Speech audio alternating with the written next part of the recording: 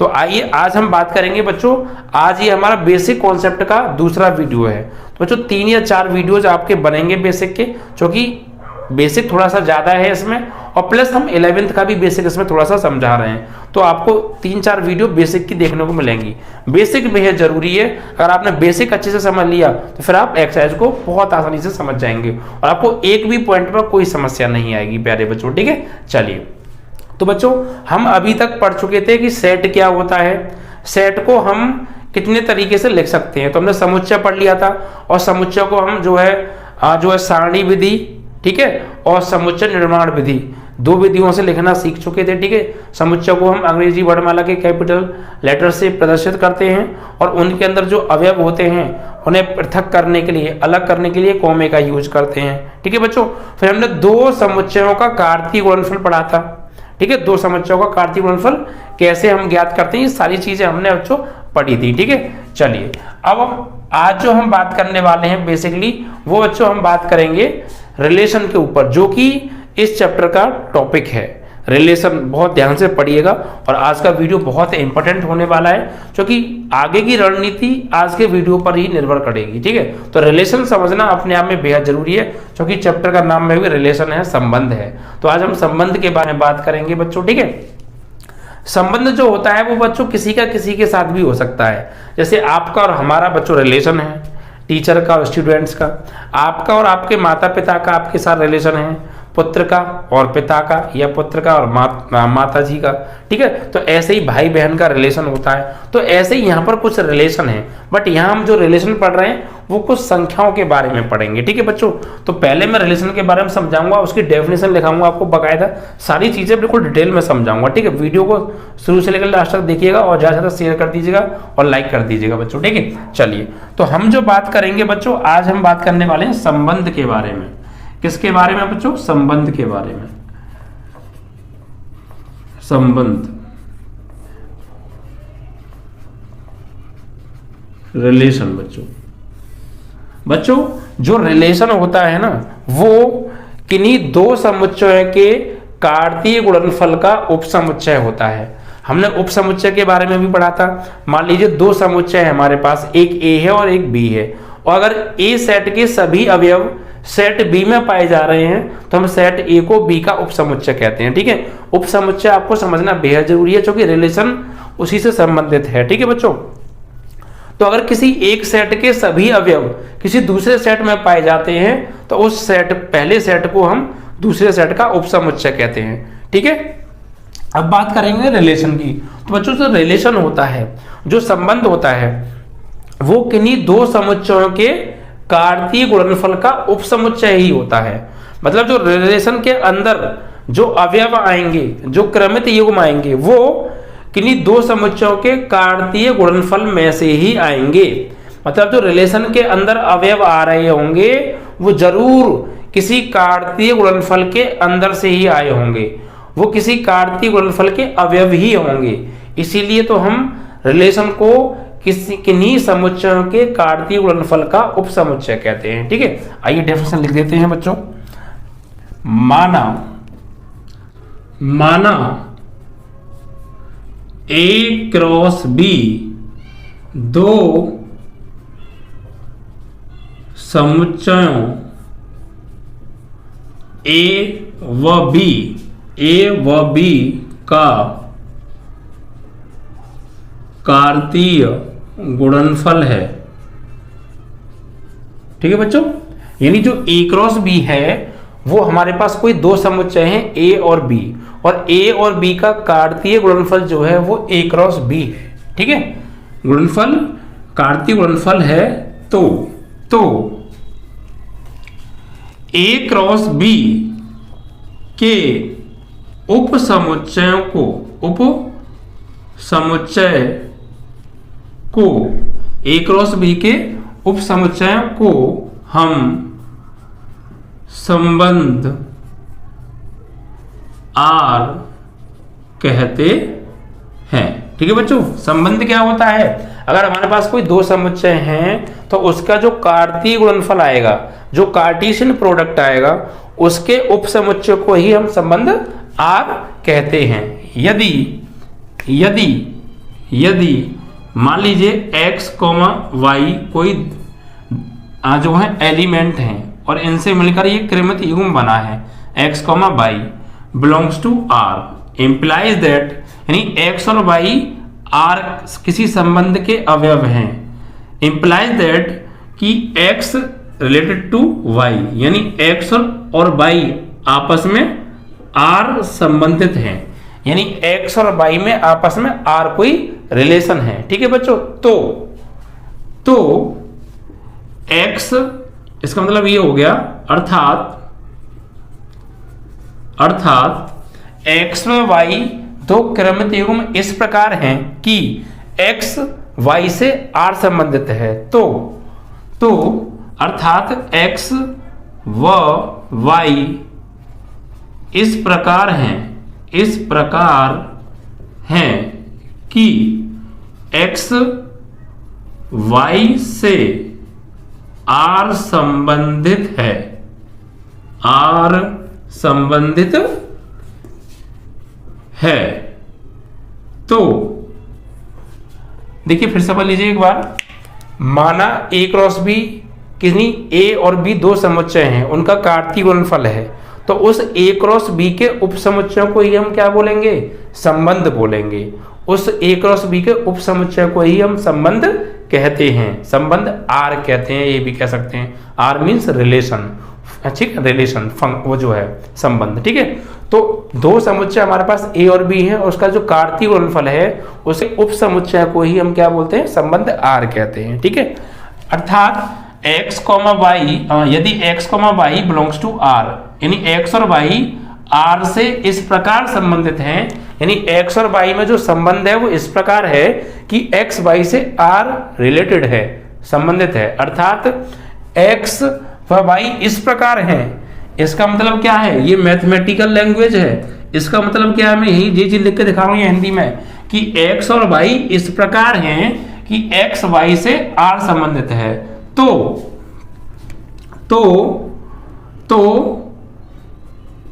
इसे हम संबंध कहते हैं, इसे हम संबंध कहते हैं।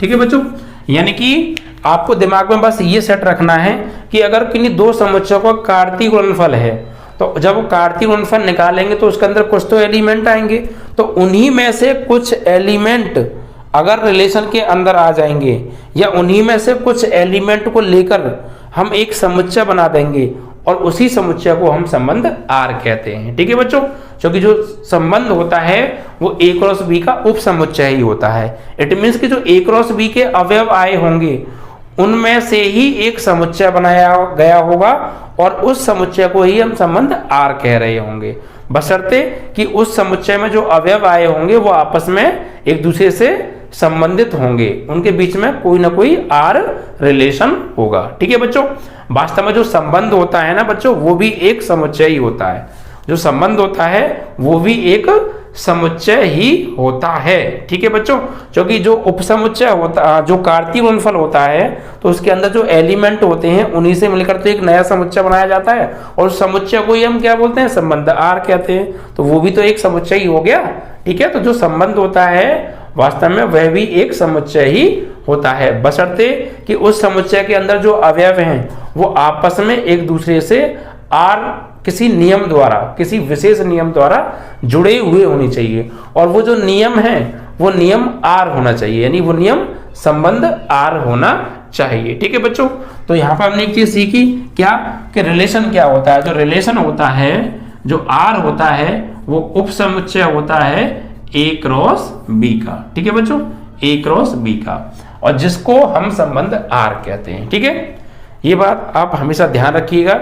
हमेशा जो रिलेशन बनेगा वो किसी कार्तीय गुणनफल के अवयवों से ही मिलकर बनेगा। ठीक है बच्चों, हमेशा किन्हीं समुच्चयों के कार्तीय गुणनफल के अवयवों से ही मिलकर बनेगा कोई सेट, तो उसी को हम कहेंगे बच्चों रिलेशन। क्योंकि जो रिलेशन होता है A क्रॉस B के उपसमुच्चय होता है, तो फिर A क्रॉस B के अवयवों से ही मिलकर बना होगा रिलेशन। क्योंकि उपसमुच्चय किसे कहते हैं, वो उपसमुच्चय उसे कहते हैं कि अगर किसी सेट ए के अवयव किसी सेट बी में पूरे पाए जा रहे हों, या कोई सेट किसी दूसरे सेट के अवयवों से मिलकर बना हो, तो उस सेट को हम उसका उपसमुच्चय कहते हैं। तो ऐसे ही ए क्रॉस बी में जितने भी अवयव आ रहे होंगे उनमें से ही कुछ अवयव लेकर एक सेट बनाया गया होगा, जो उस सेट में जो एलिमेंट होंगे वो आपस में आर नियम द्वारा आपस में संबंधित होंगे और उस सेट को ही संबंध आर कहेंगे। ठीक है बच्चों, तो ये आपने डेफिनेशन पढ़ ली संबंध की बच्चों। ठीक है, यानी x, y implies x, y belongs to R implies that x और जो y हैं वो आपस में क्या होंगे, R रिलेटेड होंगे। x और y आपस में क्या होंगे, R रिलेटेड होंगे बच्चों। ठीक है, तो देखिए बच्चों यहाँ पर ये जो रिलेशन है, इस रिलेशन में कुछ एलिमेंट आएंगे। यहाँ पर मान लीजिए x और y जो भी आ रहे हैं, तो जो x है भाई इस रिलेशन के अंदर जो क्रमित युग्म आएंगे, x और y के जो ऑर्डर पेयर आएंगे, उसमें जो पहला एलिमेंट होगा वो तो इस सेट A से बिलोंग करेगा और जो दूसरा एलिमेंट होगा वो सेट B से बिलोंग करेगा। यानी हम इसको इस तरीके से लिख सकते हैं कि R उपसमुच्चय होता है A क्रॉस B का, implies that x, y belongs to R, x, y belongs to R such that x belongs to A and y belongs to B। ठीक है, जो पहला एलिमेंट है रिलेशन में, पहला एलिमेंट वो सेट A से बिलोंग करेगा, जो दूसरा एलिमेंट है वो सेट B से बिलोंग करेगा बच्चों। ठीक है, तो यहाँ पर हमने जो रिलेशन बनाया, है वो A से B पर बनाया है। यहाँ पर ये रिलेशन है, ये किससे किस पर है, यहाँ पर जो संबंध R है वो A से बच्चों B पर है, जो संबंध R है वो A से किस पर है, B पर है। तो कभी कभी क्या होता है, A से B पर संबंध होता है, कभी कभी A से A पर ही संबंध हम बना सकते हैं। ठीक है, तो फिलहाल A से B पर हम संबंध कैसे बना उसको समझ लीजिए। जैसे मान लीजिए हमें कोई दो सेट दे रखे हैं, एक सेट दे रखा है A बराबर, ये उदाहरण बता रहा हूं बच्चों मैं यहाँ पे आपको। ठीक है, किन्हीं दो समुच्चयों के कार्तीय गुणनफल से रिलेशन कैसे बनाते हैं, और जो रिलेशन होता है वो A क्रॉस B का उपसमुच्चय ही क्यों होता है या कैसे होता है, उसको हम इस एग्जाम्पल की मदद से समझेंगे। ठीक है, तो मान लीजिए, माना एक उदाहरण मैं दे रहा हूं यहाँ पे बच्चों, माना एक सेट है मेरे पास A, इसके अंदर 1 2 3 ये एलिमेंट है, और एक मेरे पास है सेट B, इसके अंदर जो बच्चों एलिमेंट है वो है आपके 2 4 6 8। ठीक है, इस तरीके से अब मैं इन दोनों का कार्तीय गुणनफल निकालूंगा पहले, और इन दोनों का जब कार्तीय गुणनफल निकालूंगा तो उनसे ही मिलकर एक रिलेशन बनाऊंगा। ठीक है, तो ये एक सेट दे रखा है A बराबर इतना, B बराबर इतना, और A से B पर एक संबंध है, R एक रिलेशन है A से B पर। R क्या है, R एक रिलेशन है A से B पर। किस प्रकार है कि R बराबर x, y such that x, y such that x बराबर या फिर आप लिख सकते हो y बराबर 2x। ठीक है, and x belongs to set A और y belongs to set B। अब ये भाषा समझ लीजिए, ये भाषा क्या है, इस भाषा को हम बच्चों बोलते हैं गुण विधि। ठीक है, कौन सी विधि, गुण विधि। मैंने आपको बताई थी कि समुच्चय को हम दो विधियों में लिखते हैं, एक सारणी विधि और एक समुच्चय निर्माण विधि। तो ये वो गुण विधि है, समुच्चय निर्माण विधि है। इसमें हम क्या करते हैं, उसके गुण को लिखते हैं बच्चों। ठीक है, तो देखिए बच्चों यहाँ पर इसका मतलब क्या है, ये एक रिलेशन है, ये एक रिलेशन है A से B पर, और ये रिलेशन किस प्रकार है, ये रिलेशन इस प्रकार है कि R बराबर x, y such that x और y इस प्रकार हैं कि y बराबर 2x। जो y का मान है ना वो x का दोगुना है, जो y का मान है वो x का दोगुना है। अगर हम x में 2 से गुणा कर देंगे तो हमें y मिल जाएगा। ये रिलेशन है, यही तो रिलेशन है बच्चों। रिलेशन क्या है भाई, A का R जो रिलेशन है R वो A से B पर किस प्रकार है, ये इस प्रकार है कि y जो है तब मिलेगा हमें जब हम x में 2 से गुणा कर देंगे। समझ में आ रहा है, x में 2 से गुणा करने पर y प्राप्त होगा, यही रिलेशन है। और जो x बिलोंग्स टू A है, x बिलोंग्स टू A का मतलब ये हो गया कि जो x है वो सेट A से बिलोंग करता है। यानी अगर हम कोई भी यहाँ पर x की जगह पर एलिमेंट लगाएंगे तो वो सेट A से लगाएंगे। क्यों? क्योंकि x जो है सेट A से ही बिलोंग करता है। मतलब अगर यहाँ भी हम कोई एलिमेंट लेंगे तो वो सेट A से ही लेंगे, और जो y है वो सेट B से बिलोंग करता है। y की जगह हम कोई एलिमेंट लगाएंगे तो वो सेट B से लगाएंगे। क्यों? क्योंकि y सेट B से बिलोंग कर रहा है। ठीक है, हम यहाँ पर y की जगह पर सेट A से कोई मान नहीं लगा सकते, क्योंकि y B से बिलोंग कर रहा है, इसलिए B से ही y की वैल्यू लेंगे। और जो x है वो A सेट से बिलोंग कर रहा है, इसलिए x की वैल्यू सेट A से ही लेंगे। समझ में आ रहा है ना? चलिए, तो बच्चों सबसे पहले हम निकालेंगे A और B का कार्तीय गुणनफल। ठीक है, A क्रॉस B निकालेंगे, तो A क्रॉस B आइए यहाँ पर निकाल देते हैं। ठीक है, A क्रॉस B, तो भाई A क्रॉस B कैसे निकालते हैं? पहले इसका इन चारों के साथ, तो 1,2 1,2 फिर 1,4 फिर 1,6 फिर 1,8 फिर 2 का 2,2 2,4 2,6 और 2,8 फिर 3 का करेंगे तो 3,2। ठीक है, 3 का 2 के साथ 3,2 फिर 3 का 4 के साथ 3,4 फिर 3 का 6 के साथ 3,6 फिर 3 का 8 के साथ तो 3,8। इस तरीके से ये क्या आ गया? हमारे पास दो सेट थे A और B, और A और B का ये कार्तीय गुणनफल आ गया। अब रिलेशन क्या है बच्चों? रिलेशन ये है, रिलेशन है R बराबर, रिलेशन क्या है? रिलेशन ये है कि हम अगर यहाँ पर x की वैल्यू लगाएंगे सेट A से, तो जो भी मिलेगा वो y की वैल्यू होगी, और वो सेट B में जरूर होना चाहिए। ठीक है, तो यहाँ से रिलेशन बनाओ। रिलेशन कैसे आएगा? देखिए, रिलेशन में कौन कौन से अवयव आएंगे? मैंने आपको क्या बताया था, जो रिलेशन होता है, जो संबंध R होता है, वो A क्रॉस B का क्या होता है? उपसमुच्चय होता है। इट मीन्स कि A क्रॉस B में जो क्रमित युग्म आ रहे हैं, ये क्या है? सब क्रमित युग्म है। A और B का कार्तीय गुणनफल है, और इसके अंदर ये जो क्रमित युग्म आ रहे हैं, ये जो कार्त एलिमेंट आ रहे हैं, इन्हीं में से कुछ आएंगे रिलेशन के अंदर। और इनमें से वो कौन से आएंगे इस रिलेशन के अंदर? वो आएंगे जो इस नियम का पालन कर रहे होंगे। इस रिलेशन के अंदर इस A क्रॉस B के अवयवों में से सिर्फ वही अवयव आ सकते हैं जो इस नियम का पालन कर रहे होंगे। ये नियम क्या है कि y बराबर है x के दोगुने की। x में अगर हम 2 से गुणा करेंगे तो y का मान मिलेगा।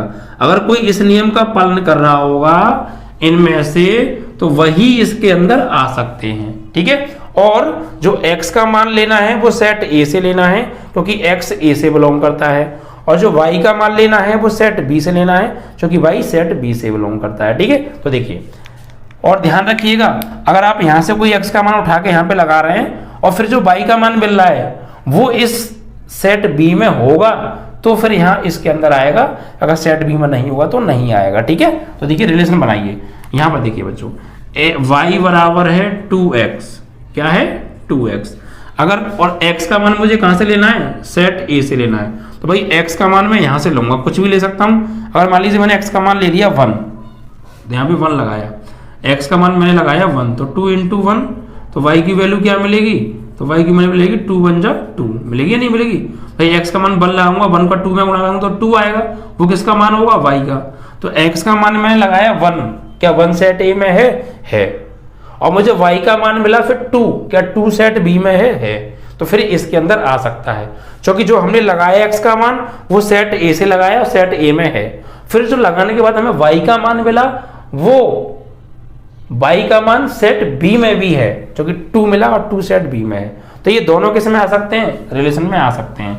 यानी x का मान लगाया हमने 1, तो y का मान मिला हमें 2, और दोनों ही इस रिलेशन का पालन कर रहे हैं। देखिए जो y है वो x के दोगुने के बराबर है। देखिए जो y है वो x के दोगुने की तो बराबर है। क्लियर ना? ऐसे ही अगर मैं यहाँ पे मान लीजिए x की जगह लगाऊं 2, लेकिन क्या 2 इस सेट A में है? अगर मैं x की जगह 2 लगाऊंगा, यहाँ पर x की जगह लगाऊंगा 2, तो 2 2 जा 4, y की वैल्यू मुझे 4 मिलेगी। लेकिन क्या y किससे बिलोंग कर रहा है? सेट B से, तो y की वैल्यू 4 मिल रही है, क्या 4 सेट B में है? तो बस काम आ जाएगा। x की वैल्यू लगाई हमने 2, तो y की वैल्यू मिली 4। ठीक है, और ये दोनों इस नियम का पालन कर रहे हैं, तभी तो इसके अंदर आ रहे हैं। रिलेशन के अंदर वही अवयव आएंगे जो इस नियम का पालन कर रहे होंगे। ठीक है, देखिए y x से दोगुना है, तो यहाँ पे देखो जो y का मान है 4, वो x के मान यानी 2 से दोगुना ही तो है। ऐसे ही अगर मैं x की वैल्यू लगाऊं 3 लगा सकता हूं, जो कि सेट A में है, लगा सकता हूं। तो 3 2 जा क्या मिलेगा 6, क्या 6 सेट B में है। तो मैंने लगाया x का मान 3, तो y का मान क्या आया 6 आया। ठीक है, अब मैं x का मान 4 लगाना चाहता हूं, लेकिन 4 तो इसमें है नहीं, तो फिर आगे अब नहीं चलेगा, क्योंकि x का मान 1 लगा लिया तो 2 मिला, 1 इसमें भी है 2 इसमें भी है। x का मान 2 लगाया तो 2 इसमें है, और y का मान मिला 4 इसमें है। फिर 3 लगाया तो 6 मिला, 6 इसमें है। लेकिन अब इसमें कोई और एलिमेंट तुम तब लगाऊंगा जब इसमें कुछ होगा, अब आगे कुछ है ही नहीं, जितनी भी थे सब लगा के देख लिए। तो ये बन गया हमारा यहाँ पर रिलेशन। अब देखिए बच्चों, मैंने क्या कहा था, जो संबंध होता है वो A क्रॉस B का उपसमुच्चय होता है। और उपसमुच्चय किसे कहते हैं कि दो सेट अगर हमारे पास हैं और सेट A के सभी अवयव सेट B में हैं, तो सेट A को सेट B का उपसमुच्चय कहेंगे। तो देखिए इसी प्रकार ये जो रिलेशन है ये भी उपसमुच्चय है, किसका, A क्रॉस B का। और यही मैंने बताया था कि A क्रॉस B दो समुच्चय A और B का कार्तीय गुणनफल है, तो A क्रॉस B के उपसमुच्चय को ही हम संबंध R कहते हैं। तो यहाँ पे देखिए ये एक रिलेशन है, और इस रिलेशन में ये जो क्रमितीय गुण आ रहे हैं, क्या ये A क्रॉस B में से ही आ रहे हैं? क्या इस रिलेशन में जितने भी क्रमितीय गुण आ रहे हैं ये सब रिलेशन इस A क्रॉस B में हैं? अगर इस R के सभी क्रमितीय गुण इस A क्रॉस B में होंगे तो इस R को हम A क्रॉस B का क्या कहेंगे, उपसमुच्चय कहेंगे, और यही रिलेशन है। लेकिन चेक कर लो पहले आ भी रहे हैं नहीं। 1,2 है इसके अंदर है, 2,4 है, 2,4 है, 3,6 है, 3,6 है। इट मींस कि जो R के अंदर ऑर्डर पेयर आ रहे हैं, जो क्रमित युग्म आ रहे हैं, वो सब के सब A क्रॉस B में है। इट मींस हम ये कह सकते हैं कि ये जो R है इस A क्रॉस B का उपसमुच्चय है, क्योंकि इस R के सभी अवयव A क्रॉस B में उपलब्ध हैं। और उपसमुच्चय क्या होता है कि सेट A के सभी अवयव सेट B में हैं, तो सेट A को सेट B का उपसमुच्चय कहते हैं। तो इस R के सभी अवयव A क्रॉस B में हैं, तो इस R को A क्रॉस B का उपसमुच्चय कहेंगे। और यही तो रिलेशन होता है, यही डेफिनेशन लिखाई थी मैंने। ठीक है, तो हमेशा अगर आपको कोई दो सेट दे रखे हैं तो उनमें से ही उनसे ही मिलकर एक रिलेशन बनाया गया है, तो उस रिलेशन में जो भी एलिमेंट आएंगे वो सब उन सेटों के कार्तीय गुणनफल में से ही आएंगे। इसीलिए तो हम कहते हैं कि R एक रिलेशन है, एक R जो है एक उपसमुच्चय होता है A क्रॉस B का, क्योंकि R के अंदर जितनी भी ऑर्डर पेयर हैं वो सब A क्रॉस B में हैं, तो इसको इसका उपसमुच्चय कहेंगे। और मैंने आपको ये भी बताया था जो रिलेशन होता है वो एक सेट होता है, क्योंकि देखिए ये एक सेट ही तो है भाई। जो A क्रॉस B में कुछ एलिमेंट थे, कुछ जो इस नियम का पालन कर रहे थे, उन क्रमित युग्मों को हमने उठाया और इस रिलेशन में रख दिया और मजला कोष्टक में बंद कर दिया। तो इट मीन्स ये एक सेट है, वेल डिफाइंड सेट है, ये एक रिलेशन। ठीक है, तो संबंध जो होता है एक रिलेशन होता है, और संबंध किन्हीं दो समुच्चयों के कार्तीय गुणनफल का उपसमुच्चय होता है। ठीक है बच्चों, सॉरी। अब देखिए यहां पर जो हमने रिलेशन बनाया है वो A से B पर बनाया है। जरूरी नहीं है रिलेशन A से B पर भी A से B पर बने, कभी कभी रिलेशन सेट A से सेट A पर ही बन जाता है। कैसे, आइए इसका एग्जांपल कुछ समझ लेते हैं। ठीक है, तो ये समझ में आ गया ना। देखिए यहाँ पे मैंने कुछ ज्यादा दम लगाया क्योंकि ये चीज समझने लायक थी। अगर आपको थोड़ी सी भी दिक्कत आई हो ना तो आप वीडियो को रिपीट करके देख लीजिएगा, आपकी वो टेंशन भी खत्म हो जाएगी।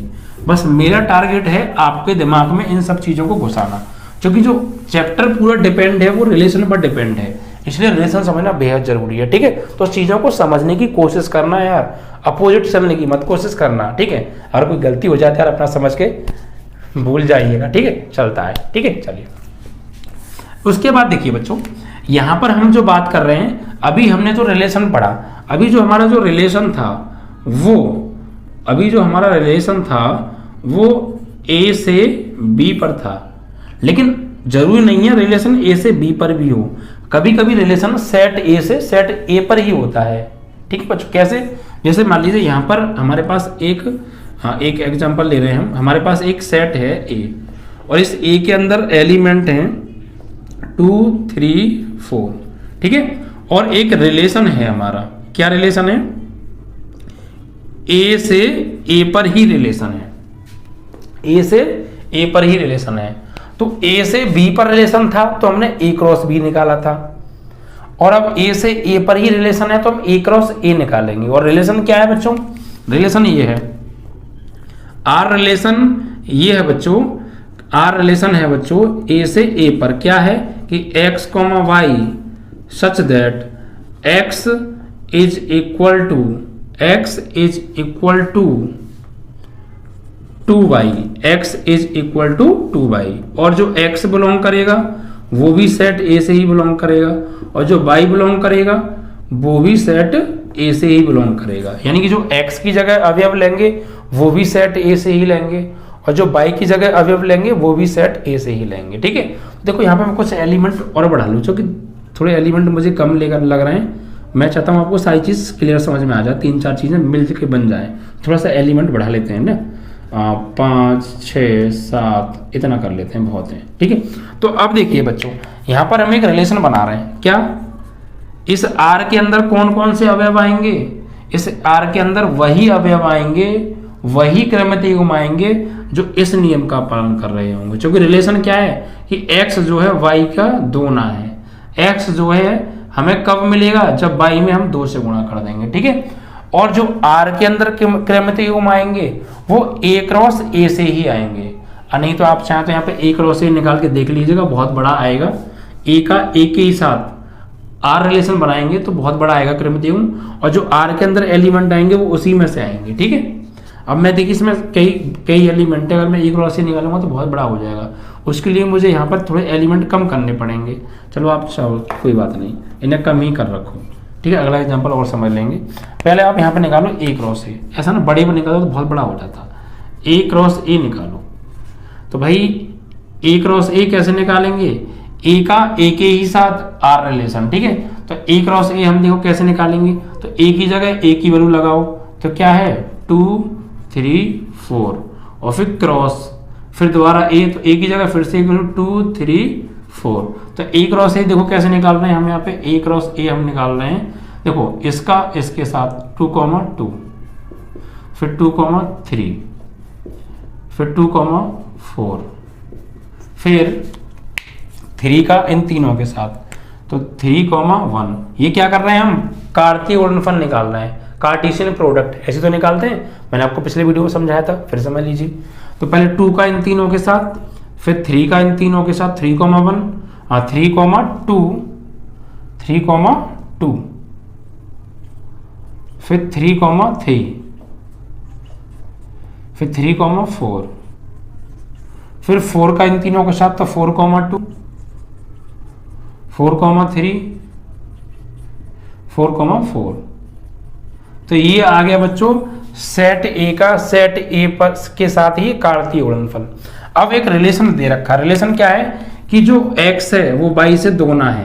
तो देखिए बच्चों, हम यहाँ पर y का मान लगाएंगे, कहाँ से, y किससे बिलोंग कर रहा है, सेट ए से, तो y का मान सेट ए से लगाएंगे, और जो मुझे x का मान मिलेगा वो किससे बिलोंग करना चाहिए, सेट ए से बिलोंग करना चाहिए। समझ पा रहे हैं ना आप, y का मान जो लगाएंगे वो सेट ए से लगाएंगे, और जो x का मान मिलेगा, क्योंकि x सेट ए से ही बिलोंग करता है तो वो भी सेट ए के अंदर ही होना चाहिए।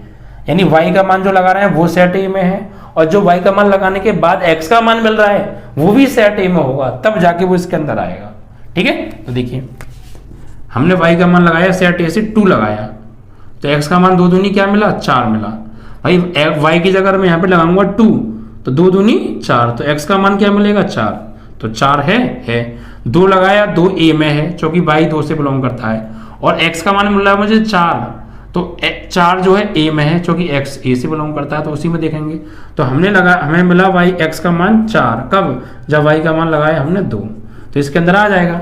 अब मैंने मान लीजिए y का मान लगाया 3, ठीक है, तो 3y जो 3 है, जो हमने y की जगह लगाया वो 3 लगाया, क्योंकि जो y है वो a से बिलोंग करता है, इसलिए हम a से ले रहे हैं y का मान 3। तो x का मान क्या मिलेगा मुझे, अगर मैं 3 लगाऊंगा तो 3 2 जा 6 मिलेगा, और x का मान आ गया 6। भाई y की जगह अगर मैं 3 लगाऊंगा तो x का मान मुझे 3 दूनी 6 आएगा, लेकिन क्या 6 a में है, a में नहीं है। तो बेशक जो हमने y का मान लगाया वो सेट a में है, लेकिन उसको लगाने के बाद जो x का मान मिला वो सेट a में नहीं है, तो फिर उसको हम यहाँ पर नहीं ले सकते, क्योंकि जो लगाया वो भी सेट ए में होना चाहिए और जो मिला वो भी सेट में होना चाहिए, तब जाके हम वो रिलेशन के अंदर आएगा। अगर जो लगाया वो तो सेट ए के अंदर है, लेकिन जो मिला एक्स का मान वो सेट ए के अंदर नहीं है। भैया हमने 3 लगाया तो 3 तो सेट ए में है, लेकिन 3 दूनी 6 मिला एक्स का मान, 6 इसमें नहीं है, तो फिर इसमें नहीं लिखेंगे। ठीक है, चलिए, तो ये सिर्फ एक ही आ सकता है। अगर मैं यहाँ पे 4 लगाऊंगा, 4 दूनी 8 मिलेगा एक्स का मान, 8 इसमें नहीं है, तो सिर्फ एक ही त्रिमितीय गुण आया।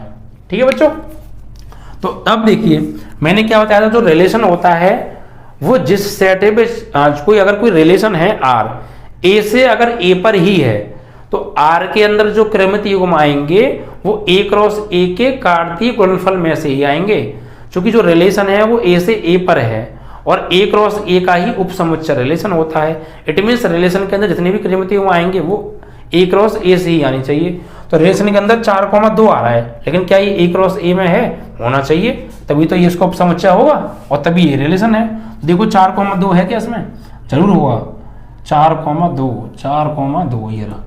देखो ए क्रॉस ए का ये एलिमेंट यहाँ पर है। इट मीन्स आर के अंदर जितने भी क्रमितीय गुण आ रहे हैं वो ए क्रॉस ए में उपस्थित हैं, तो इस आर को इस ए क्रॉस ए का क्या कहेंगे? उपसमुच्चय कहेंगे, और इसी को रिलेशन कहते हैं। समझ में आ गया? ठीक है, तो किसी जो रिलेशन होता है वो ए से बी पर भी होता है, यानी किसी एक सेट से किसी अन्य सेट पर भी हो सकता है, या उस सेट से उसी सेट पर भी हो सकता है। ठीक है बच्चों, तो इस तरीके से हम रिलेशन बच्चों बनाना सीख रहे हैं। देखिए मैं यहाँ पर बार बार इस बात पे बार बार गौर दे रहा हूँ रिलेशन पर, क्योंकि रिलेशन समझना हमें बेहद जरूरी है बच्चों। ठीक है, रिलेशन को बच्चों जैसे हमने समुच्चय को लिखा था, एक तो हमने समुच्चय निर्माण विधि में और एक सारणी विधि में। ऐसे ही हम रिलेशन को लिख सकते हैं बच्चों 3 तरीके से। एक तो समुच्चय निर्माण विधि में भी लिख सकते हैं रिलेशन को, ठीक है, एक सारणी विधि में भी लिख सकते हैं रिलेशन को, और एक और होता है बच्चों एरो डायग्राम। ठीक है, एरो डायग्राम, उसमें भी रिलेशन को हम दिखा सकते हैं। वो थोड़ा आगे की चीज़ है, पहले हम 2 तरीके से लिखते हैं बच्चों। जैसे मान लीजिए एक और एग्जांपल समझिए, हमें एक रिलेशन बनाना है, हमें एक सेट दे रखा है ए, ठीक है, इसके अंदर एलिमेंट है 1 2 3, और एक सेट हमें दे रखा है बी, इसके अंदर जो एलिमेंट है वो है बच्चों 1 4 9, ठीक है, और 16। ठीक है, तो और मुझे एक रिलेशन है, मेरा एक रिलेशन है, क्या रिलेशन ये है, रिलेशन है ए से बी पर, और ये किस प्रकार है? ये इस प्रकार है कि r बराबर x, y such that x और y इस प्रकार हैं कि y बराबर x square and x belongs to set A और y belongs to set B। यानी एक रिलेशन है A से B पर, और ये इस प्रकार है कि y जो है x के स्क्वायर के बराबर है, और x जो है सेट A से बिलोंग करता है, y जो है सेट B से बिलोंग करता है। तो देखिए बच्चों, अब हम ये जो मैंने विधि लिखी है, ये रिलेशन को मैंने लिख के दिखाया है आपको, तो इसको हम बोलते हैं जो है समुच्चय निर्माण विधि। मैंने क्या बताया? रिलेशन को हम 3 तरीके से लिख सकते हैं। ठीक है, एक तो समुच्चय निर्माण विधि में, एक सारणी विधि में, ठीक है, टेबुलर फॉर्म में, और एक एरो डायग्राम की मदद से भी रिलेशन को दिखा सकते हैं। तो फिलहाल हम 2 की बात कर रहे हैं, जिसमें से ये जो है ये है समुच्चय निर्माण विधि, समुच्चय निर्माण विधि, जिसे हम गुण विधि के नाम से भी जानते हैं, क्योंकि इसके अंदर उसके गुण को लिखा जाता है। गुण क्या है? गुण ये है कि जो y है वो x के वर्ग के बराबर है। ठीक है, इसे बोलते हैं हम समुच्चय निर्माण विधि। तो रिलेशन को समुच्चय निर्माण विधि में कैसे लिखते हैं? ऐसे लिखते हैं। और इसको सारणी विधि में कैसे लिखेंगे वो अब हम बनाने वाले हैं। देखिए सारणी विधि क्या होगी, तो r क्या बनाना है कि हम यहाँ पर लगाएंगे x की वैल्यू, और वो x की वैल्यू कहाँ से लेंगे? सेट A से लेंगे, और फिर यहाँ से सॉल्व करके जो y की वैल्यू मिलेगी वो सेट B में होनी चाहिए, तो इस R में आएगा। ठीक है, तो देखिए मान लीजिए x का मान मुझे A से लेना है, तो x का मान मैं 1 ले सकता हूँ, तो x का मान मैंने लिया 1, यहाँ 1 लगाया, तो 1 का वर्ग 1, तो y का मान क्या मिला? मुझे 1 ही मिला। तो क्या y का मान 1 मिला, तो y किससे बिलोंग कर रहा है? सेट B से, तो सेट B में 1 है, तो 1,1, यानी हमने x का मान 1 लगाया तो y का मान भी 1 मिला, और जो लगाया वो सेट A से बिलोंग करता है, तो सेट A में है 1, और जो y का मान मिला वो 1 मिला, और वो सेट B से बिलोंग करता है y, तो सेट B में है। ऐसे ही मैं x की जगह 2 लगा सकता हूँ, क्योंकि 2 जो x है वो सेट A से बिलोंग करता है और सेट A में 2 है।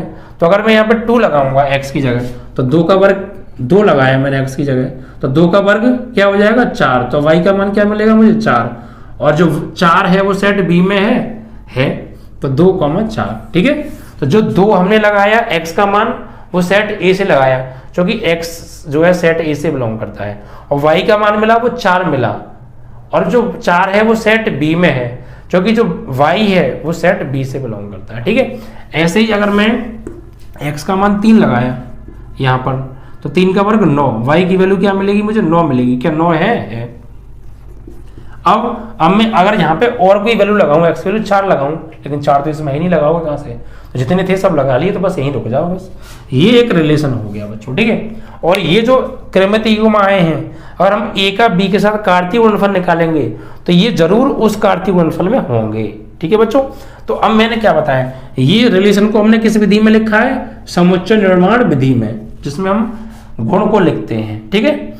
और इसको हम बोलते हैं बच्चों सारणी विधि, सारणी विधि, जिसे हम टेबुलर फॉर्म के नाम से भी जानते हैं, ठीक है। तो अगर क्रमित युग्म लिखे हुए हैं किसी रिलेशन में, तो हमने वहां पर रिलेशन सारणी विधि में लिखा है, और इस तरीके से लिखा हुआ है मैथमेटिकल लैंग्वेज में कि x, y such that y is equal to x square and x belongs to a, y belongs to b, इस टाइप से लिखा हुआ है। तो यहाँ पर ये जो रिलेशन है ये समुच्चय निर्माण विधि में लिखा हुआ है, ठीक है। और एक और होती है बच्चों आरेख विधि। कौन सी विधि, आरेख विधि, उसमें भी हम रिलेशन को लिख सकते हैं। कैसे, जैसे मान लीजिए मेरे पास सेट A है और ये सेट B है, ठीक है। और सेट A के अंदर ये तो मान लीजिए सेट A है, ठीक है। आरेख विधि बता रहा हूं मैं, किसी रिलेशन को आरेख विधि में कैसे लिखते हैं, ये वैसे आगे की बात है फिर भी समझा देता हूं। मान लीजिए ये सेट A है और ये सेट B है। सेट A के अंदर कौन कौन से अवयव आ रहे हैं, 1 2 3, यानी लिख दो 1 2 3। सेट B के अंदर आ रहे हैं 1 4 9 16, 1 4 9 16। अब देखिए रिलेशन किसका किसके साथ है, 1 का 1 के साथ रिलेशन है, यानी x का मान 1 लगाया तो y का मान भी 1 मिला। तो ये जो सेट A है ये बिलोंग करता है x से और ये बिलोंग करता है y से, ठीक है। तो जो x का मान हमने लगाया 1 सेट A से, तो हमें y का मान मिला वो भी 1 मिला, तो 1 को मिला देंगे 1 के साथ। x का मान हमने रखा 2, तो y का मान मिला हमें 4, तो 2 को मिला देंगे 4 के साथ। x का मान हमने रखा 3, तो y का मान मिला हमें 9, तो 3 को मिला देंगे 9 के साथ। इसे बोलते हैं आरेखीय निरूपण, ठीक है, आरेखीय निरूपण। तो इस तरीके से रिलेशन को 3 तरीके से हम ले सकते हैं, समुच्चय निर्माण विधि में इस तरीके से, सारणी विधि में इस तरीके से, और एरो डायग्राम बेन आरेख, ए से बी पर क्या है, कोई आर रिलेशन है, इसे बोलते हैं हम एरो डायग्राम, ठीक है, आरेखीय निरूपण। तो 3 तरीके से हम रिलेशन को लिख सकते हैं, ठीक है। तो हमने यहाँ पे क्या सीखा, रिलेशन सीखा। रिलेशन जो है किसी ए सेट से बी सेट पर भी हो सकता है, और किसी ए सेट से ए पर भी हो सकता है, या बी से बी पर भी हो सकता है, ठीक है। और जो रिलेशन होता है वो किन्हीं 2 समुच्चयों के कार्तीय गुणनफल का उप समुच्चय होता है, यानी जो रिलेशन के अंदर क्रमित युग्म आते हैं वो कार्तीय गुणनफल में से ही लिए जाते हैं, ठीक है बच्चों। चलिए, तो ये थी बच्चों रिलेशन से संबंधित कुछ बातें। अब हम सीखेंगे बच्चों जो है आगे प्रांत, परिसर और बच्चों रेंज, 3 चीजों के बारे में हम पढ़ेंगे। हमने यहाँ रिलेशन के बारे में पढ़ा फिलहाल, तो आई होप कि आपको ये रिलेशन समझ में आ गया होगा, क्योंकि रिलेशन समझना बेहद जरूरी है। क्योंकि रिलेशन जो है पूरे चैप्टर को आधे से ज्यादा घेरे हुए है। अगर आप रिलेशन समझ गए तो आपको समझिए चैप्टर समाप्त हो गया, ठीक है। तो ये रिलेशन की डेफिनेशन के बारे में मैंने बहुत ज्यादा डीपली समझाया, बहुत ज्यादा गहन से समझाने की कोशिश की, ठीक है। चलिए, अब हम बच्चों आगे बात करेंगे। जो हमारा अगला टॉपिक है बच्चों, वो है हमारा बच्चों प्रांत, परिसर और रेंज, ठीक है। अब देखिए ये क्या होता है, प्रांत क्या होता है, ठीक है। प्रांत की हम बात कर रहे हैं, जिसे हम इंग्लिश में बोलते हैं बच्चों डोमेन, ठीक है। प्रांत। अब प्रांत क्या होता है भैया, देखिए सुनिए, सीधी सीधी बात ध्यान से समझना। जो प्रांत होता है वो क्या होता है, जो हमने अभी रिलेशन बनाया था और रिलेशन के अंदर कुछ क्रमित युग्म आ रहे थे, तो उन क्रमित युग्म में जो पहला मान था, यानी जो x के मान थे, उन x के मानों को ही हम बच्चों प्रांत बोलते हैं। ठीक है, यानी यहाँ इसकी डेफिनेशन लिखो तो इस तरीके से लिखेंगे, किसी संबंध R में, किसी संबंध R में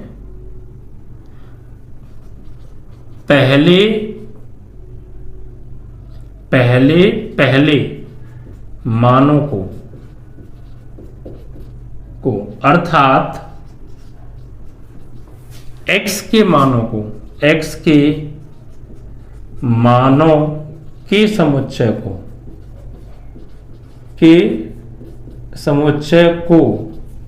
के समुच्चय को प्रांत कहते हैं।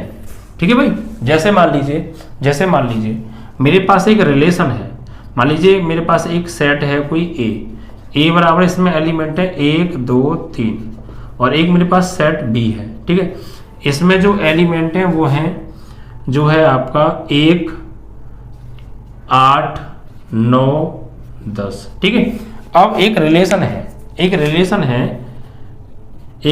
है बच्चों ए से बी पर, और ये इस प्रकार है कि r बराबर x, y such that x बराबर y बराबर x क्यू, एंड जो x बिलोंग करेगा वो a से और y बिलोंग करेगा वो b से। ये इस प्रकार से एक रिलेशन है। ठीक है, तो यहां से रिलेशन में कौन कौन से क्रमित युग्म आएंगे, इस रिलेशन में वो क्रमित युग्म आएंगे जो इस नियम का पालन करेंगे, यानी कि जो x का मान हम लगाएंगे वो सेट A से लगाएंगे, y का मान जो लगाएंगे वो सेट B से लगाएंगे। ठीक है, तो मान लीजिए सेट A से हमने x का मान लगाया यहाँ पे 1, क्या लगाया 1, तो 1 की घात 3, तो y का मान क्या आएगा 1 आएगा, और y का मान 1 सेट B में है तो यहाँ लिखा जाएगा। x का मान जो लगा रहे हैं वो सेट A से लगा रहे हैं, तो वो सेट A में होना चाहिए, और लगाने के बाद जो y का मान मिल रहा है, क्योंकि y सेट B से बिलोंग करता है, तो वो सेट B में होना चाहिए, तब यहाँ लिखा जाएगा। अगर एक भी नहीं है तो नहीं लिखा जाएगा, ध्यान रखना। ठीक है, तो हमने x का मान लिया 1, ठीक है, x का मान हमने लिया 1 सेट A से, तो y का मान मुझे मिला 1, क्योंकि 1 का घन 1 ही होता है, तो 1 इसमें है, तो 1, 1 इसके अंदर आ जाएगा। ऐसे मैंने x का मान लिया यहाँ पे 2, तो 2 की घात 3 कितना हो गया, 2 की घात 3 हो गया आपका 8, तो y का मान आया 8। क्या y का मान 8 इसमें है, तो x का मान लगाया 2, तो y का मान 8 मिला, और दोनों ही है सेटों में। ऐसे हमने x का मान लगाया 3, तो 3 की घात 3 कितना हो गया, 3 3 होती है 27, तो क्या 27 सेट बी में है, नहीं है। गौर दीजिए भाई, x की जगह मैंने 3 लगाया, और 3 की घात 3 कितना होता है, 3 की घात 3 होता है, 3 3 होती है 27, तो क्या 27 y का मान आ गया 27, क्या इस सेट बी में 27 है, नहीं है, तो फिर हम इसको नहीं ले सकते हैं, क्योंकि हाँ हमने जो x का मान लगाया वो तो बेशक सेट ए में है, लेकिन x का मान लगाने पर जो y का मान मिला वो सेट b में कहाँ है, क्योंकि y तो सेट b से बिलोंग करता है, तो जो मान है वो सेट b में होना चाहिए, नहीं है तो फिर इसको हम नहीं ले सकते। तो फिर यही रिलेशन है, इससे आगे अब नहीं बनेगा। ठीक है, अब हम बात कर रहे थे प्रांत की, तो प्रांत क्या होता है बच्चों, तो जो प्रांत होता है मैंने क्या बताया, जो रिलेशन में क्रमित युग्म आते हैं तो उसमें जो पहले मान होते हैं, यानी कि जो x के मान होते हैं उनको लेकर एक समुच्चय बना दो, उस समुच्चय को ही हम प्रांत बोलते हैं। तो भाई इसमें x का मान क्या है, ये जो पहला मान है ये x का है, और ये दूसरा मान है ये y का होता है। ऐसे ये पहला मान x का होता है, दूसरा मान y का होता है। क्लियर, तो जो x के मान है उन्हें उठा लो 1 और 2, और इनसे मिलकर एक समुच्चय बना दिया हमने, इसी को हम बोलते हैं बच्चों प्रांत। क्लियर, क्या होता है प्रांत, समझ में आ गई ना। ऐसे ही और समझ लीजिए, मान लीजिए मेरे पास एक रिलेशन है और इसके अंदर कुछ क्रमित युग्म मैं अपनी तरफ से लिख रहा हूं। ठीक है, कुछ क्रमित युग्म है, मान लो 1, 2, 3, 4, 7, 9, 8, 12, 10, 16 मैं अभी तरफ से लिखे बना के, ठीक, कुछ भी हो सकता है। तो ये एक रिलेशन है, तो इसमें जो पहले मान है इनसे मिला के एक समुच्चय बनाओ। पहला मान 1, 3, 7, 8, 10, इसी को हम बोलेंगे बच्चों प्रांत। क्या बोलेंगे? प्रांत। समझ में आ गया प्रांत क्या होता है? जो प्रांत होता है वो रिलेशन में जो पहले पहले मान होते हैं, यानी जो x के मान होते हैं, ठीक है, उन्हीं को हम क्या बोलते हैं बच्चों? प्रांत बोलते हैं। क्लियर? अब बात करेंगे परिसर के बारे में। परिसर क्या होता है? परिसर, इनको लिख लीजिएगा बाकायदा। इसको इंग्लिश में हम रेंज के नाम से जानते हैं बच्चों। क्या? रेंज। रेंज क्या होता है? जो रिलेशन में क्रमित युग्म आते हैं उनमें जो दूसरे दूसरे मान होते हैं, यानी कि जो y की वैल्यूज होती हैं उनसे मिलकर एक अगर हम समुच्चय बना दें, उसी को हम बच्चों प्रांत बोलते हैं। देखिए इसमें क्या था, जो पहले पहले मान थे उनसे मिलकर एक समुच्चय बनाया, उसे प्रांत बोलते हैं। अब बच्चे कौन से मान? दूसरे दूसरे मान। और अब इन दूसरे दूसरे मानों से मिलकर एक समुच्चय बना देंगे, उसी को हम प्रांत बोलते हैं। समझ में आया? तो जो रिलेशन में यहाँ पे डेफिनेशन लिखेंगे तो इस तरीके रखेंगे, किसी संबंध R में दूसरे दूसरे मान, अर्थात y के मानों के समुच्चयों को, मानों के समुच्चय को परिसर कहते हैं। परिसर कहते हैं। ठीक है, अब बात करेंगे परिसर क्या है। तो देखिए दूसरे दूसरे मान उठा लो। दूसरे दूसरे मान कौन से हैं? ये दूसरे दूसरे मान है, और इनको एक सेट में लिख दो। 2, 4, 9, 12, 16, और ये बना दिया समुच्चय। इसी को हम बोलेंगे बच्चों परिसर। ठीक है, तो जो रिलेशन में पहले पहले मान होते हैं, यानी जो x के मान होते हैं, ठीक है, यानी जो कोटि होते हैं, भाई पहले मान को हम क्या बोलते हैं? कोटि, और दूसरे मान को बोलते हैं हम भुज। तो जो कोटि होते हैं, जो पहले पहले मान होते हैं, जो x के मान होते हैं, उनसे मिलकर एक समुच्चय बनेगा, तो उसे बोलेंगे हम प्रांत। और जो दूसरे दूसरे मान होते हैं, ठीक है, उनसे मिलकर जो समुच्चय बनेगा, यानी जो y के मान होते हैं, उनसे मिलकर जो समुच्चय बनेगा, उसको हम परिसर कहते हैं। ठीक है बच्चों, तो प्रांत क्या होता है आप समझ गए। रिलेशन में जो पहले पहले मान होंगे, यानी जो x के मान होंगे, उनसे मिलकर एक रिलेशन बनाया जाएगा, उनसे मिलकर एक संबंध वो बनाया जाएगा, एक समुच्चय बनाया जाएगा, उस समुच्चय को ही हम प्रांत बोलते हैं। ठीक है, और जो दूसरे दूसरे मान होते हैं, यानी जो y के मान होते हैं, उनसे मिलकर एक सेट बनाया जाएगा, उसे हम परिसर के नाम से बच्चों जानते हैं। ठीक है, यानी इसको हम इस तरीके से भी लिख सकते हैं कि हम क्या निकाल रहे हैं? डोमेन। तो डोमेन ऑफ R, इसी रिलेशन का डोमेन क्या होता है कि x, y such that x belongs to A, x belongs to A, x belongs to R, x belongs to R and y belongs to B। ठीक है, इस तरीके से ऐसे हम इसको भी लिख सकते हैं। परिसर क्या होता है रिलेशन में? तो यहाँ पर तो हम डोमेन की बात करते हैं, अब यहाँ पर कर रहे हैं रेंज की बात। ठीक है, किसकी बात? Range of relation. क्या होगा कि x, y such that y belongs to R। ठीक है, y belongs to R and x belongs to A और y बिलोंग्स टू B। ठीक है, इस तरीके से हम इसको लिख सकते हैं प्रतीकात्मक भाषा में। ठीक है, तो आई होप क्लियर कि आप प्रांत समझ गए होंगे। प्रांत क्या होता है? जो रिलेशन बन के आता है उसमें जो पहले पहले मान होते हैं, उनसे मिलकर जो समुच्चय बनता है उसे प्रांत बोलते हैं, और जो दूसरे दूसरे मान होते हैं उनसे मिलकर जो समुच्चय बनता है उसे परिसर बोलते हैं। अब एक और चीज आपकी रहेगी सहप्रांत।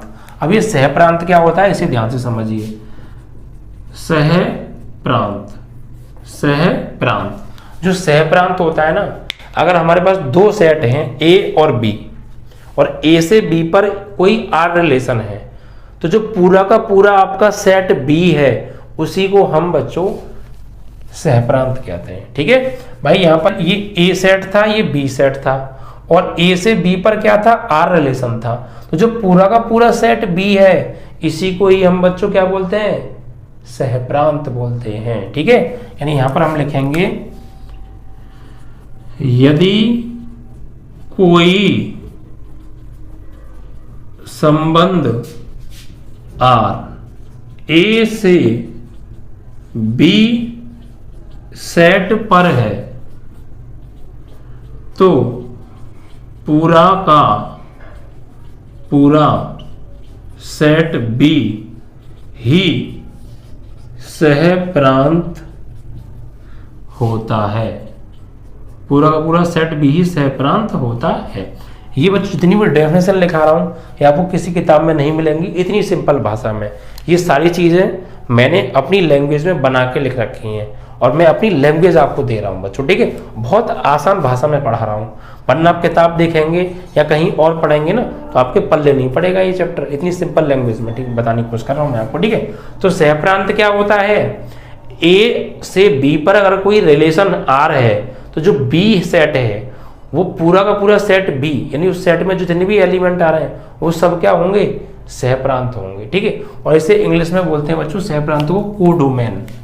इसे इंग्लिश में क्या बोलते हैं हम, कोडोमेन, ठीक है। सहप्रांत को हम इंग्लिश में कोडोमेन बोलते हैं, ठीक है। जैसे मान लीजिए ये ए था और ये सेट बी था, तो ये पूरा का पूरा सेट बी है, ये पूरा का पूरा सेट बी है, इसी को बोलेंगे हम सहप्रांत। तो सहप्रांत क्या हो गया, यहां पर अगर हम बात करें कि ये सेट ए है ये सेट बी है और ए से बी पर आर रिलेशन है, तो ये जो पूरा का पूरा सेट बी है इसी को हम बोलते हैं क्या बच्चों, सहप्रांत। यानी लिख दो 1, 8, 9, 10, ठीक है। ये लिख सकते हैं सहप्रांत, पूरा का पूरा सेट बी, ठीक है, इस तरीके से। तो 3 चीजें मैंने आपको यहां समझाई। प्रांत, प्रांत क्या होता है, जो रिलेशन बनता है उसमें जो पहले पहले मान होते हैं यानी x के जो मान होते हैं उन्हीं को हम प्रांत बोलते हैं, और जो दूसरे दूसरे मान होते हैं यानी जो y के मान होते हैं उन्हें हम परिसर बोलते हैं। और अगर कोई सेट a से b पर r रिलेशन है तो पूरे के पूरे सेट b को ही हम क्या बोलेंगे बच्चों, सहप्रांत बोलेंगे, ठीक है। एक चीज और बच्चों, जो परिसर होता है, जो परिसर होता है वो सहप्रांत के बराबर हो सकता है या सहप्रांत से छोटा हो सकता है। परिसर कभी भी सहप्रांत से बड़ा नहीं हो सकता है। क्यों और कैसे, आइए मैं इसको लैंग्वेज को आपको समझाता हूँ, ठीक है। और मैं यहाँ पे एक नोट डाल के आपको लिखा भी देता हूँ। तो प्रांत क्या है, परिसर क्या है, सहप्रांत क्या है, आई होप आप समझ गए होंगे, ठीक है। देखिए समझिए, यहाँ पर एक नोट डाल के लिख लीजिएगा, जो परिसर हमेशा, परिसर हमेशा सहप्रांत के या तो बराबर होता है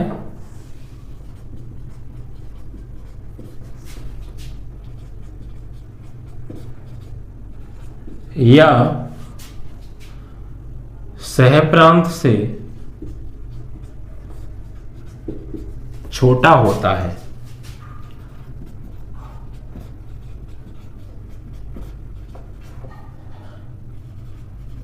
कभी भी परिसर सहप्रांत से बड़ा नहीं हो सकता। ये सब मेरी खुद की भाषा में है, ठीक है बच्चों। जो परिसर होता है वो हमेशा सहप्रांत के या तो बराबर होगा या छोटा होगा, बड़ा कभी नहीं हो सकता। क्यों, देख लीजिए, जैसे मान लीजिए मेरे पास कोई एक सेट ए है, इसके अंदर जो एलिमेंट है मान लीजिए वो एलिमेंट है 1, 2, 3 और एक सेट बी है मेरे पास, ठीक है। और इसके अंदर जो एलिमेंट है वो है बच्चों 1, 2, 3, 4, 5, 6, 7, ठीक है। अब देखिए, अब मैं यहाँ पर एक रिलेशन है बच्चों, रिलेशन क्या है कि x, y such that x, y such that x, y such that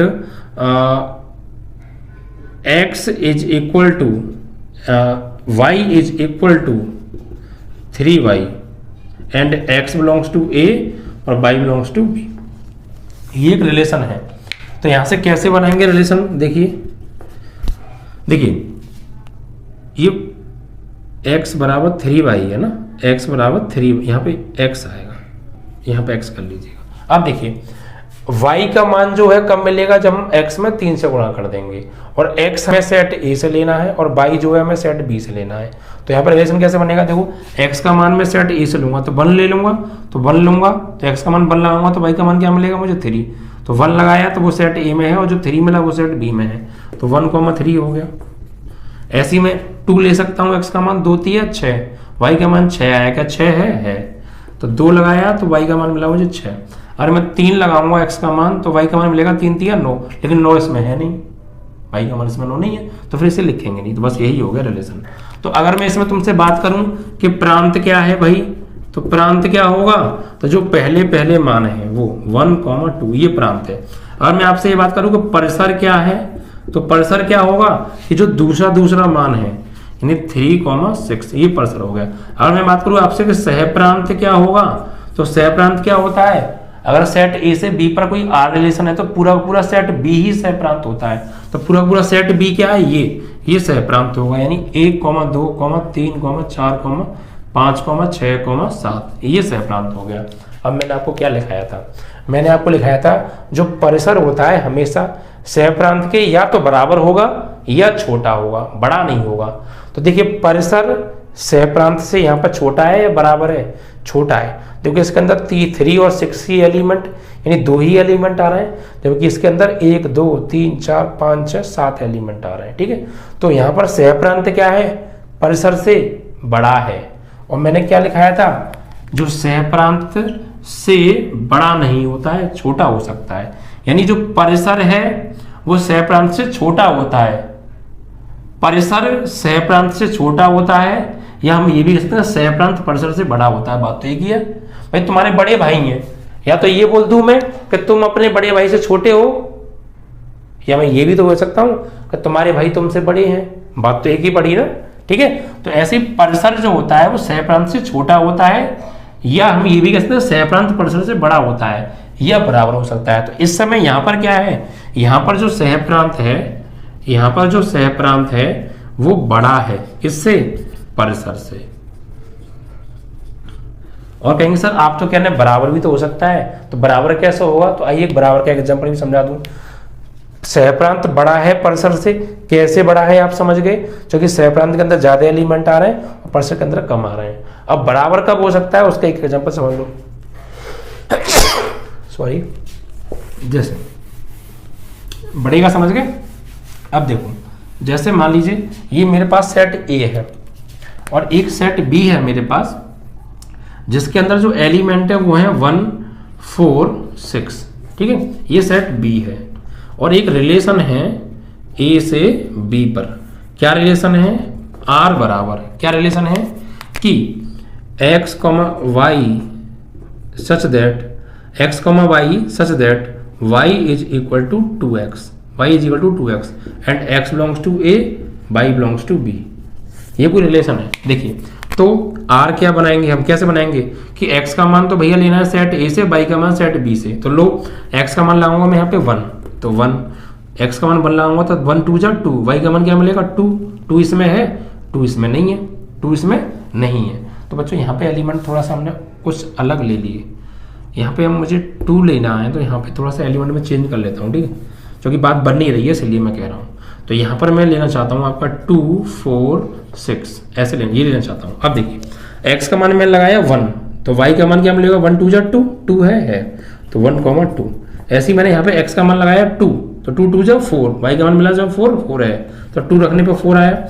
ऐसे मैंने x का मान लगाया 3, तो 3 2 जा 6, y का मान मिला 6 6 है, तो 3, 6। बस अब देखिए, अगर मैं आपसे यहाँ पे आऊँ प्रांत कितना है, तो प्रांत है भैया इसमें पहले पहले मान, यानी 1 2 3। और मैं कहूँ परिसर क्या है, तो परिसर होगा भैया दूसरा मान, यानी कि 2 4 6, 2 4 6। और मैं कहूँगा सहप्रांत क्या है, सहप्रांत, तो जो सहप्रांत है,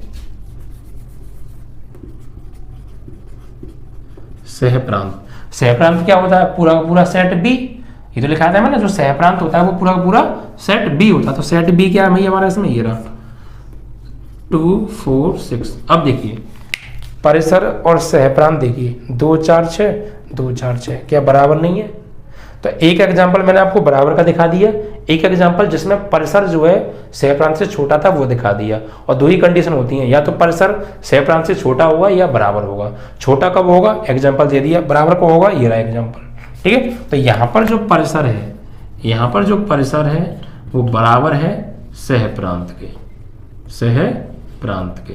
ठीक है, तो ये बात नोट कर लीजिएगा दोनों। यानी ये भी हम कह सकते हैं कि जो परिसर होता है वो सहप्रांत प्रांत से या तो छोटा होगा या बराबर भी हो सकता है। ठीक है, तो ये प्रांत, परिसर और सहप्रांत आप समझ गए, रिलेशन आप समझ गए, ये चीज बहुत इंपॉर्टेंट थी। और कोई दिक्कत आई होती है एक बार वीडियो को रिपीट करके समझ लीजिएगा और बाकायदा नोट्स बना लीजिएगा जिससे कि आपको कोई समस्या ना आए। ठीक है, बाकी कॉन्सेप्ट अगले वीडियो में मिलेगा। ठीक है बच्चों।